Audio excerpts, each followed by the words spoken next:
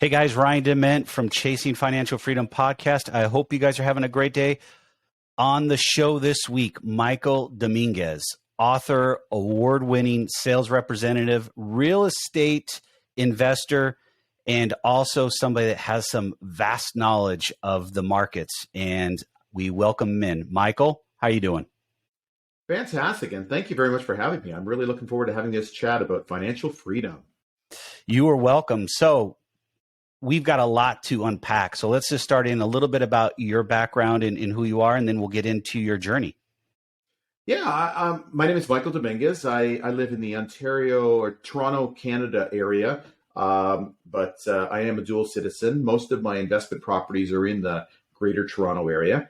I was a typical working my 9-to-5 job. I got my university degree. I did everything I was supposed to do. I met a girl, got married, had a kid, bought a house, and woke up at almost age 40, divorced, no net worth, dead end job, or sort of I reached a level of plateau in my job, and was kind of frustrated with where I'd become, and I had all these aspirations when I was a kid of becoming a wealthy millionaire, and I wasn't anywhere near my entrepreneurial goals. So kind of changed my life, and not right away on my 40th birthday or anything like that, but eventually became a realtor, quickly became a real estate investor, and we got going from there. What year was that? 2008, which was a great year to start in real estate, he says. Oh, yes. The nice downturn that we had. Exactly. Now, to be fair, the Canadian market downturn was little leagues compared to what was happening in the States, but nonetheless, it was a bit of a challenge for sure. So what got you to that point of being a real estate agent? What led you up to that point? Honestly, it was a little bit dumb luck, which sometimes that's some of the best luck of all, is to be in the right place at the right time and then take action accordingly. But I was certainly unhappy with my career. I was in middle management of a pet retail organization, and I was selling franchises for them. And for the longest time, I really enjoyed that. I felt it was a great way to help others build their financial wealth, was through franchising. And then I slowly, maybe is a better way of saying, slowly began to realize that this was not the avenue I wanted to take. And I'd met a new girl. We were in a great relationship. We were buying a home together, and I met a realtor who happened to be the manager of the brokerage. And she says, "Hey, you'd be a great realtor." And I thought, you probably say that to all the boys, but she basically told me that no, you're special. And so I started to listen to what some of the things she had to say, and eventually took a few courses, and part-time while doing my 9-to-5 gig. I thought, if nothing else, this could be a side hustle. And then fast forward a year after that, I said, I wanted to leave my last employer, and they actually gave me a package to leave, which was very helpful. And the history happened after that. So it was a really scary move, leaving that security of that 9-to-5 job, that leash that I had was scary to leave, but it changed my life. Simple as that. It changed my life. Were you financially prepared to leave at that point? So they gave you a package. And were you stacked, or did you have some type of savings or reserves in place? A little bit, but one advice I have for any person going into their 40s, into a new relationship, is find a partner who makes more money and has more money than you do. That really helped an awful lot. And she was along for the ride, and she supported what you were doing, I bet.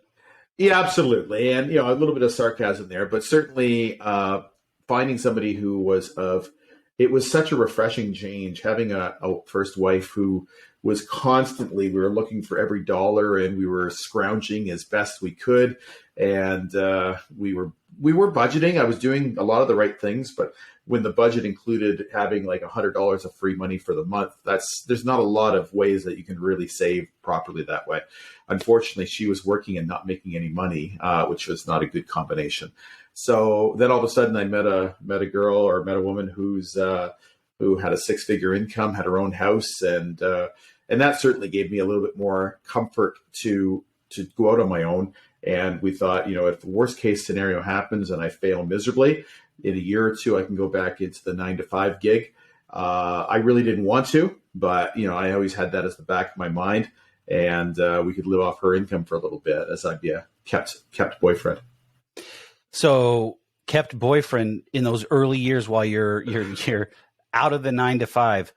Yeah. What would you say the characteristics that you had during that time to take it from 9-to-5 to being successful as a realtor? I was born, or I've had my entire life, an entrepreneurial spirit, and it went on life support when you get your 9-to-5 job and you get the kid, you get the wife, you have the commitments, and I sort of put that in the back burner and forgot about it. But once I had the freedom to start seeking my own fortunes and seeking my own future, then I was unstoppable, and I started to really take control of my future, and that's really where it went off to. And I started to attend every meetup, every meeting, everything, networking, touching base, learning. I quickly, within 6 months to a year, started to gravitate towards the investors because they were kind of my people. I worked with a lot of those type of people in my pet industry with franchises, and I just thought this was the right mix for me. And within a year and a half, 2 years of me becoming a realtor, I'd already bought my first investment property. I just felt the value was there. So when you gravitated to the investors, did that kind of also ignite or grow that flame to be that entrepreneur that you wanted to be, and then say, oh yeah, there's something else I can do here, buy properties? Yeah, they kind of went, yeah, I'd say it was first becoming self-employed and then becoming a realtor. And honestly, if I'm going to tell you the truth, when I bought my first investment property, it wasn't as much to build generational wealth as it was to make myself a more credible realtor. And it quickly reversed on me, where I thought, you know what, I'm going to focus on building my own wealth, and that will also make me a better realtor in the end anyway. And that's exactly how it worked out. And do you think that actually got you to a better place in that career is because you did that first, or would you have done something differently? Oh, well, if I knew then what I know now, when I was in my 20s and 30s, real estate and cash flow, buying assets in appreciating markets. If I could have done it over again, I would have house hacked and lived in one unit, rented out the other, and got into real estate investing far earlier.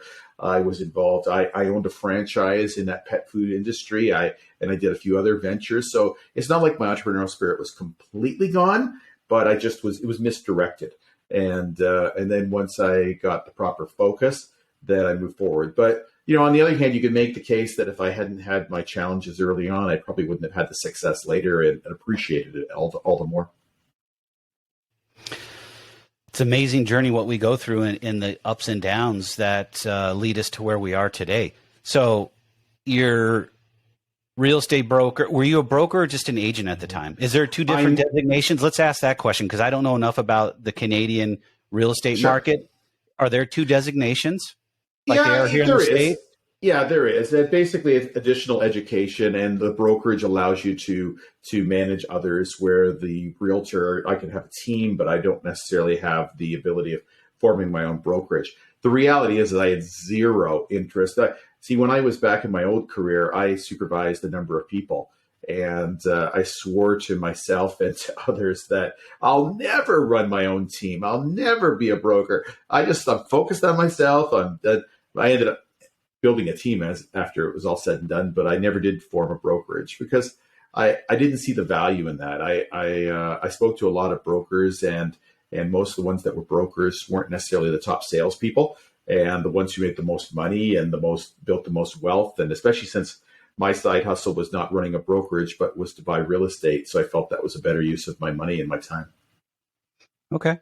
So as you're building up your side hustle, how does that all play out in the coming years? Did you have goals that you wanted to meet each year to acquire property?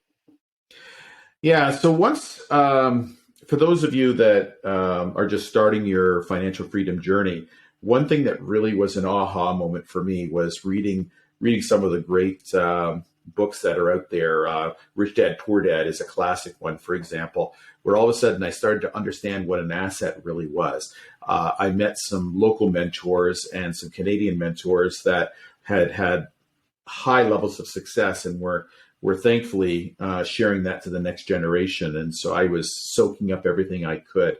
And so my goal quickly became to once a year, I'd like to buy an appreciating asset. And that was really my goal. It wasn't necessarily to buy 16 properties in an hour and a half, or, we're buying some massive multi-unit building that I could show on my Instagram feed and say, hey, this is mine. So I didn't do any of that. I just, nice and simple, I bought a single family home with an additional dwelling unit and then I did it again. And a year later I did it again. And I did it for 10 straight years. And I just kept buying these assets. Now, because the Toronto area, and for those of you in the States, you probably don't appreciate the level of appreciation and the level of population growth that we've been having here in the Toronto area.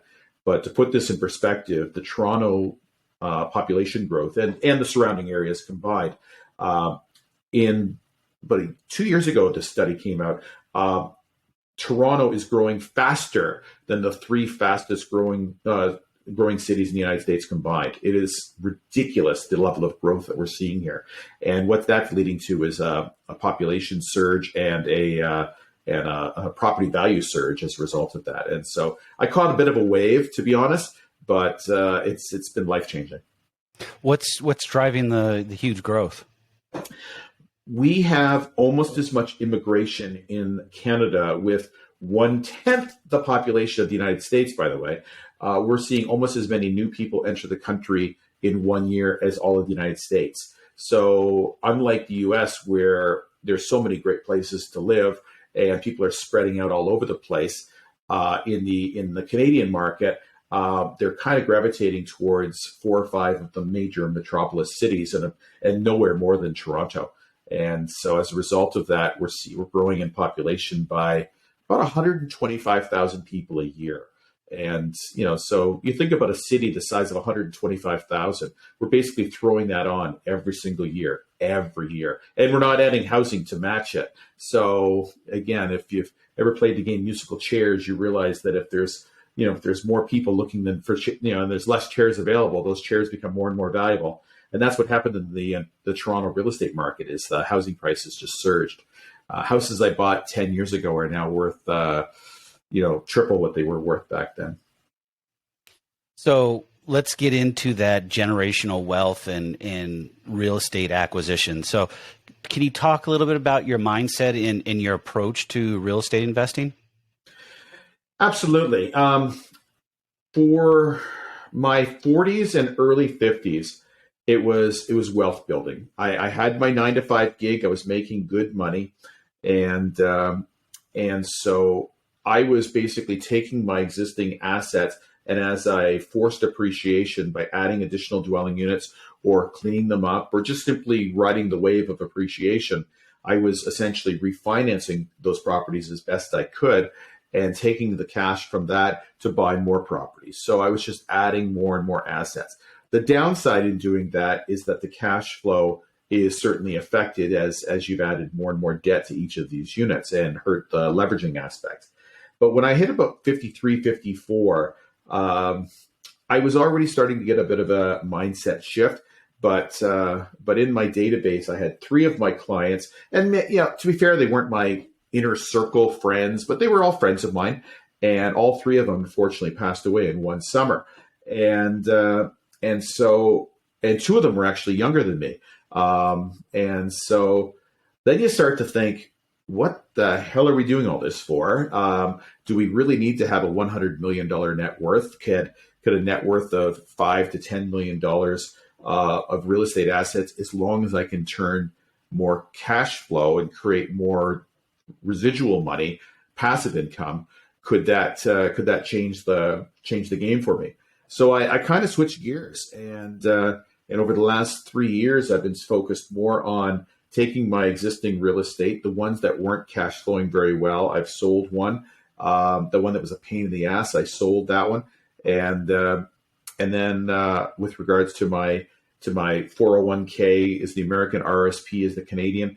I started to turn that. I was doing private lending with, again, using my expertise as a realtor and as an investor. I was finding really good people to loan to and making good money that way. And the goal was to get a cash flow. My number in my head is, I said, if I can get to the point of being $15,000 per month in money coming in through passive sources, that I could retire from my 9-to-5 gig. And so when I hit that financial freedom number, not only did I have the net wealth, but I had the cash flow coming in. That was the goal, and that's where I was really trying to hit.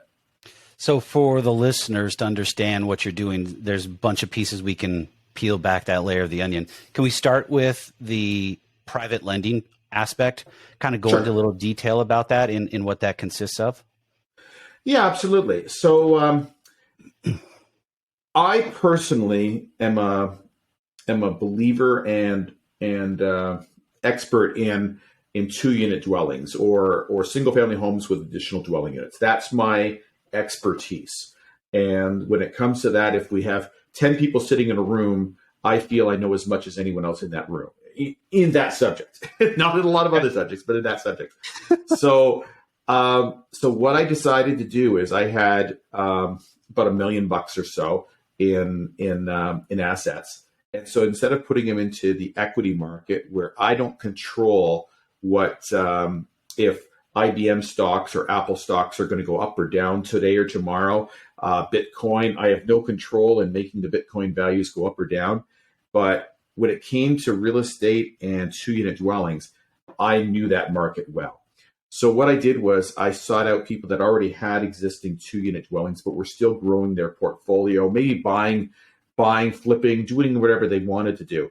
I didn't want to touch their new projects. I didn't want to touch their quick flips.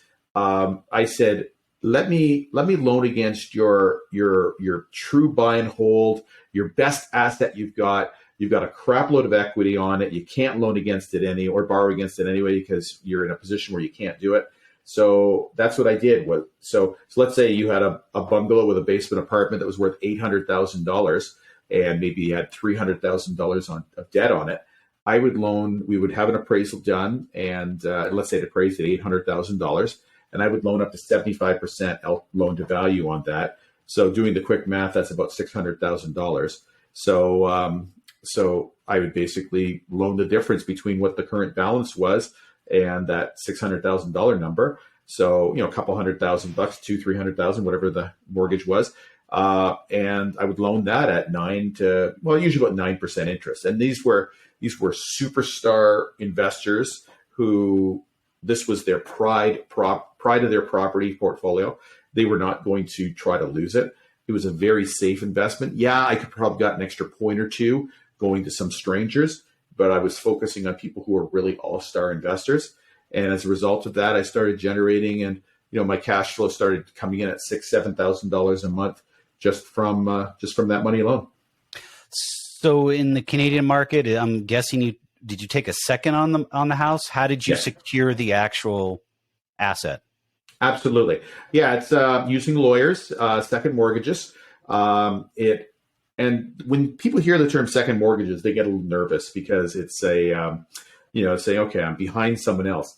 But if you know what the value of the asset is, if it's an asset that you wouldn't mind taking over, if something really fails on it, there really isn't a lot of risk there, especially if there's a significant loan to value surplus. So even if the values of the property drop by 10 or even 20%, they still weren't underwater. I was still in a position where I could loan out that, or where I'm loaning out that money, they could pay that money. And again, the fact that the values went up or down is irrelevant. They were looking to hold it. They were cash flowing even with paying me that money, and they were using those funds to do something else. So there wasn't a lot of risk on my part. To say there's no risk, anytime you put your money into an investment, there's an element of risk. Let's be honest.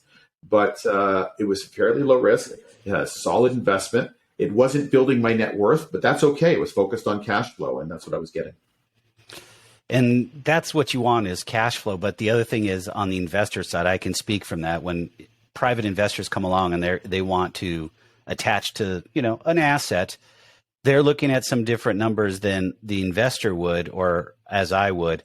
And it's always the piece of, does it work on both sides? And I think that's part of the negotiation or the conversation that a lot of people don't get to see. And I'm going off on a tangent, I know this, but it's crucial in your real estate journey, whether you're doing private lending or you're the actual investor that's holding that property, is you got to find the right people to work with. And you already did that because you had all-star investors, you knew them already, and you understood the property, and that was your side. Now, on the investor side, they knew you already, they understood what they were getting into, but the biggest thing is it was a win-win situation for both parties, and that doesn't happen a lot in this space, just for the simple fact that the investor on this side is typically looking for money, and they're willing to take that money on at pretty crappy terms, should I say. Yeah. I lost you for a bit. Oh, you're back? I'm back. Yep. I lost you. No, I was just stating that sometimes the terms that the investor takes on from the private lender aren't always the best. Absolutely. And you want to be fair on both parties. And again, I could have soaked an extra point or two and gone with people I didn't know and I didn't trust. My advice to someone who's maybe not an insider in the industry and is looking to get into private lending is to work with a mortgage broker who does know the industry far better than you do, and then let the mortgage broker know the type of property that you might be interested in loaning on. I personally, if Ryan reached out to me and said, I want you to loan me some money because I want to do a project in Middle America, I wouldn't do it. Not because I don't trust Ryan or I don't trust Middle America, but I don't know either of those situations, and I can't. I don't feel comfortable in loaning in a market that I don't know intimately. So I stayed more in areas that I could literally drive to the property I'm loaning against. And again, maybe that's not what a typical banker would do, but it's not like I had $8 billion to loan out. I had $1 million. And it sounds like a lot of money, but $1 million can go real fast when you're loaning out. You have maybe 4, 5, 6 deals, and that's it. So I've got a bunch of 1, 2, and 3 year mortgages that I've got loaned out. And I'm just, again, I wake up in the morning and at the first of the month, I get all that money added to my bank account, and it's kind of cool. Can't go wrong with that. You're living the dream that most people dream about, I should say. Yeah. And it's the hard work, dedication that you've put in, but it was your passion. And how is that transition now into current life? We've talked about it, and I'm teasing it a little bit, is you're wanting to share and help others and give back. How's that going for you? And what does that look like today? Yeah, it's a transition. I'm not going to lie to you. There are days that I wake up and I'm thinking, what the hell am I doing? But we've been so conditioned our entire adult life, or even as a child, that if you don't get up and work that 9-to-5 job, then what was the point of getting up in the beginning? But when you reach a financial freedom number, you don't have to work for the sake of working anymore. I'll share this real quick story with you. Is I was working a Sunday open house a little before the pandemic, 2018, 2019, something like that. And so I'm working there, and this 18, 19-year-old kid is there with his mom, and I'm talking to him, and I was at I want to teach people mindset even back then, and so I'm talking to this kid. I'm telling him about the the advantages of one day buying a duplex like I was showing on that particular day, living in one unit, renting out the other, house hacking, building wealth, moving forward. And then the smart ass kid says, well, if you're so rich, why are you working on a Sunday? And and so I basically said, well, I'm here to help people, some bullshit answer like that. And then I started thinking about it. I said, he's absolutely right, the smart ass that he is. And I don't need to do that anymore. And so it was a bit of a mindset shift. And I'm reading a lot on the subject, but my goal is to live my best life. And it's refreshing. It's embracing to think that some of the best days of my life haven't happened yet. And so I'm putting myself in a position so I can enjoy my best life. So that includes last year, I did a drive across Route 66 in my Corvette convertible from Chicago to California to Santa Monica. This year, I spent 2 months in LA. Well, actually, not quite in LA, in Huntington Beach, California, in Orange County. And then I drove back across the country. I'm a huge baseball fan. I want to see a game at every major league ballpark. I've got 2 more to go.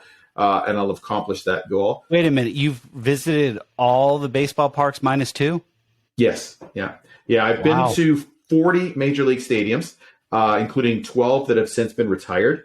The last 2 I need to see are in Minnesota and the Washington, D.C.'s Nationals Park. And I'm hoping to do those this year. I want to see as many World Heritage sites as I can. I love the United States. It's my favorite country. I'm a dual citizen.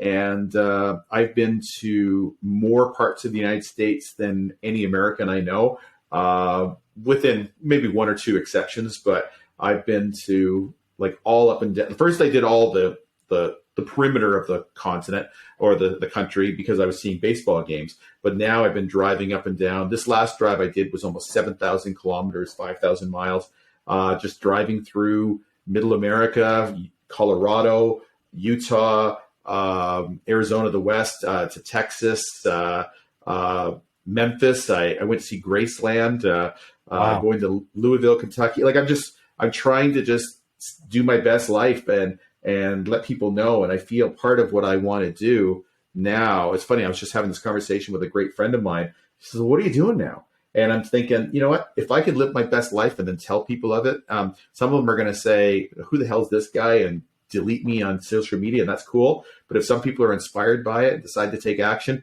I actually had 3 of my best friends that have retired in the last 6 months because they said, you're having so much fun, Mike. I wanted to do it too. So that's kind of where I feel I am right now. There's a book that I follow a little bit. It's called, I don't know if you can see it, called Die with Zero by Bill Perkins.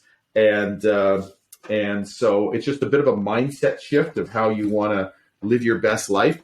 And, and for those of you that are trying to find passive income, trying to find that next level, it's so cool to be thinking that if you can build enough ongoing income that you leave your nest egg alone and just are taking the fruits every single month and just living off the fruits, not only will you have enough money for yourself for the rest of your life, but you'll have, you can help out your family as they're going through life while you're still alive, whether that be helping on down payments. I'm going to be helping out my niece and nephew in terms of education. I'm paying for some of their education or housing or what have you. And then still having enough for them, once I'm hopefully after I'm long gone, I can pass a little bit on too, which is kind of a cool thought. That's all great. I mean, that's cool. I'm just going to preface this now. At some point, we'll have to come back on and talk more about that because that's a huge conversation. And it's also something that I think is very much bigger than yourself. You're impacting the world, you're impacting others, and that's huge. I'd like to have a full-blown conversation on that if we could at some point, because that is just really cool. I would enjoy it. Passive income is something that I'm really passionate about. Like, obviously, we haven't even talked about my book, and that's okay. That's where I was going to go to next because we're running short on time here. So I want to get to your book, but I will make sure you come back and we can have another full-blown conversation on just that aspect. Yeah. And honestly, the one thing I want to share with you guys is that I don't wake up each morning and say, yay, I get to be a landlord. Yeah, that's what I want to do for the rest of my life. No, that is not what I'm thinking. And so what I want to tell people is it is a means to an end. Don't get me wrong. There are days and weeks that I enjoy what I'm doing. I love helping out some of the tenants, and I get passionate when I'm providing them with quality residential housing and at an affordable price, and then they move on and they eventually buy their own place, so they move on. I feel good about things, and I'm making money as a result of that. So it's a win-win there for sure. But the reason why I'm doing this is truly to build generational wealth. It's to help out my family and my wife and I and my extended family, and that's why I've done what I do. It did start out as a side hustle, and that's okay. I don't necessarily, I didn't write the book for the guy who wants to turn this into a full-time real estate gig, although you could take this approach and turn it into such. Where I focus on is buying quality properties in quality neighborhoods, attracting quality tenants, and then earning quality profits. And I believe that's the most important aspect. So many people, when they're getting into real estate, they're trying to make it on the buy. They're buying the crappiest property in the crappiest neighborhood that's dilapidated, and even if they fix it up, all the houses around them are in crappy shape too. So you can't even attract and keep a good tenant. My focus is maybe not as much cash flow, but you've got a great property. And many of my clients, and myself for that matter, we're often spending 2 to 4 hours a month on our portfolio, and it's changed our life. So I follow the teachings of if you live like Dave Ramsey, if you live like no one else, then one day you'll be able to live like no one else. That's an important thought process. It's a little bit of extra steps, but in my mind, the risk is to not take action at all and just depend on an employer or your government to support you in your later years. Amen to all that.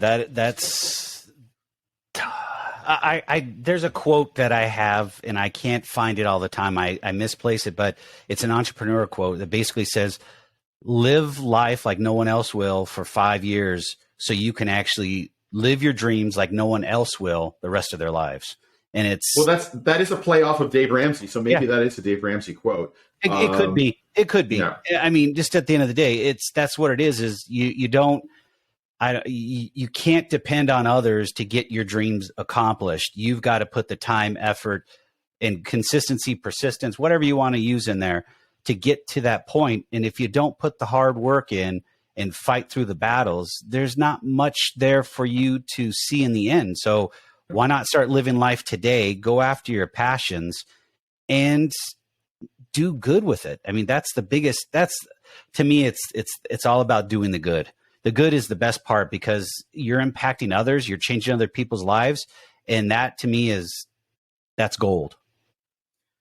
If you look back at, if you think back about who you were when you were 18 or 25 or 30, I can't speak for you. I can't speak for anyone else who's listening here, but, I had my asshole tendencies. I was self-centered and lived, and so people that see me back in my old high school or university person, or even my 20s, they almost don't believe the person I am right now. They think, oh yeah, right. You're, how are you best serving yourself? And maybe I guess at the end of the day, helping out others does make myself feel a whole lot better. But yeah, in my mind, I have a family, and my family isn't necessarily my biological family, but people that are clients of mine and longtime friends of mine. They're in my inner circle. They're my family, and I want the best for them. And that's really what my goal is to do. Is to if I can make a difference in the world, then that's it's a pretty good thing.